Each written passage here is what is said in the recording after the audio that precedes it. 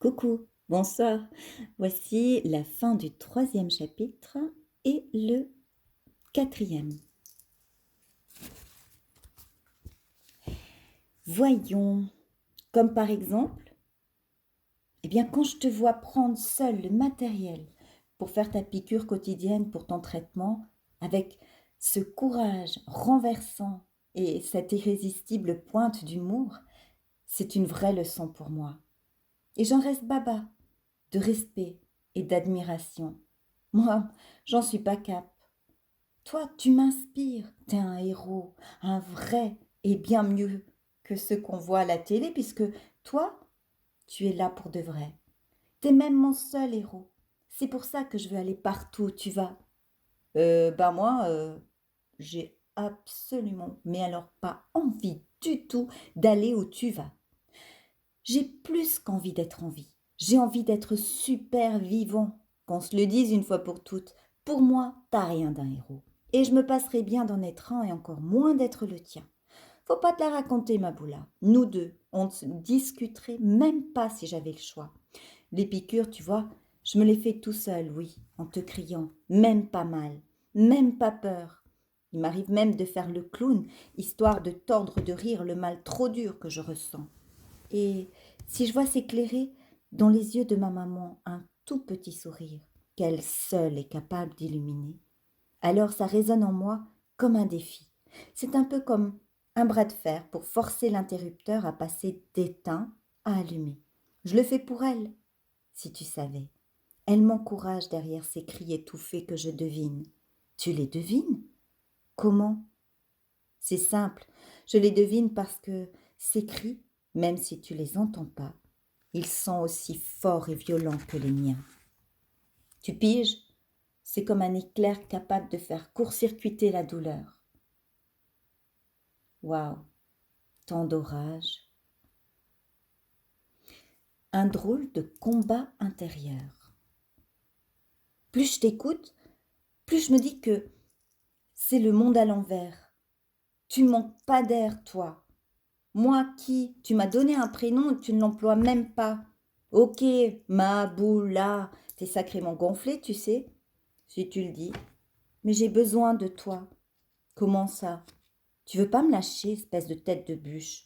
Tu vois pas que tu me fatigues à force de prétendre et de prendre toute la place dans ma vie? Que tout, à cause de toi, tourne autour de toi et fait tourner tout le monde en bourrique? Tu n'entends pas comme ça crie fort au-dedans, même si chacun essaye de mettre ce cri en sourdine? Tu fais du bruit en chacun de nous, en t'en prenant à moi. Face à toi, on devient muet.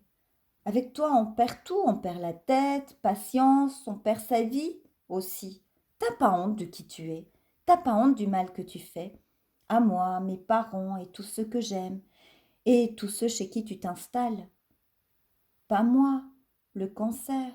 Oui, ma boula, arrête de chipoter, c'est la même chose. Je t'ai donné un prénom pour te parler, oui, mais en vrai de vrai, si on appelle un chat, t'es qu'un cancer, un envahisseur, un sale intrus qui s'invite sans rien demander à personne, qui s'étale dans un endroit qu'il ne connaît pas, qui lui appartient encore moins, qui fait comme chez lui, et qui empêche de tic-taquer correctement en plus.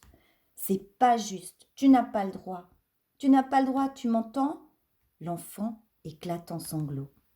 C'est vrai, je n'ai pas le droit, mais c'est mon devoir à moi. Je n'ai pas le choix, car seule ta lumière peut me transformer. Pleure, vas-y, t'en as tous les droits. Ainsi tu vides le réservoir cœur chagrin quand il arrive sur trop plein. Les larmes, faut pas les garder dedans. Celles qui restent à l'intérieur font encore plus mal si elles restent dans des recoins oubliés. Et tu me parles comme mon papa maintenant. Ça non plus, tu n'as pas le droit. Oui, je prends des droits que je n'ai pas, mais tant que tu t'adresseras à moi en m'appelant Maboula, ce qui fait toute la différence, tant que tu me parles, je te réponds. S'il te plaît, il faut que tu saches et que tu me crois. Aussi fou que cela puisse te paraître, moi aussi, je t'aime. Et je ne connaissais même pas l'existence de ce mot avant de te rencontrer. Ne dis plus jamais de choses pareilles, veux-tu? Aussi petit que je suis face à l'amour, aussi peu que j'y connaisse, ce que j'en sais, moi, de l'amour, c'est que, oh non, il ne te ressemble pas. Mais Qu'est-ce que tu me fais là? Non mais tu pleures, tu oses. T'es la source de tout mon malheur et tu joues les victimes. Tu vas bientôt me demander de te consoler? Non mais j'hallucine. Arrête, arrête tout de suite tes simagrées. Je te le dis, tu me donnes envie de te frapper là. Franchement, je suis à deux doigts. Ce qui me retient, tu sais ce que c'est? C'est la pensée de mon papa. Il m'a appris que la violence est la force du faible et que le meilleur combat est celui qu'on évite. Et mon papa, ça le connaît, le combat. C'est pas pour me vanter, mais mon papa, il est au-delà des meilleures ceintures noires du monde et je n'exagère pas. Il peut flanquer au tapis n'importe quel adversaire qui se met au travers de son chemin, uniquement par la force de sa pensée. C'est ta chance, ma Boula. On va donc éviter le combat. Tu peux commencer par remercier mes parents pour tout ce qu'ils m'ont appris de beau, de bon et de bien sur le petit bout de chemin de vie que j'ai parcouru jusqu'ici. Par contre, te réjouis pas trop vite, parce que ça va être une véritable guérilla entre toi et moi. Une quoi? Et attention avec les mots que t'emploies. Tu sais ce que ça veut dire? Oui, monsieur, mes parents me l'ont expliqué. Qu'est-ce que tu crois?